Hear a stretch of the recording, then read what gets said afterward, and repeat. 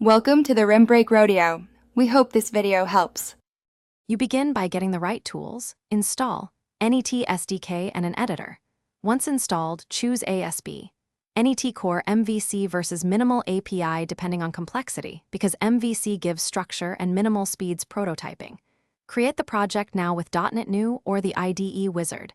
This generates folders, program, CS, startup-like configuration. Make sure to add a Git repo immediately to track changes. After that, run .NET Restore and .NET Run to verify the template starts, and you see the default site. Now implement the app core, define models and a DB context, then scaffold controllers or create endpoints.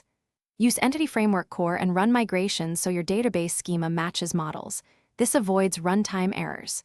Configure dependency injection for services like logging, email, and authentication. Register them in program. CS.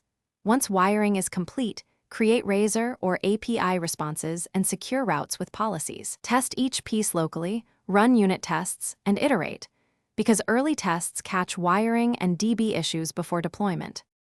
Finally, prepare release. Publish the app in release mode and package it for your host. Use Docker for portability or Azure for managed deployment. Configure environment variables for connection strings and secrets. Do not store credentials in source. Once deployed, set up logging and health checks to monitor runtime behavior.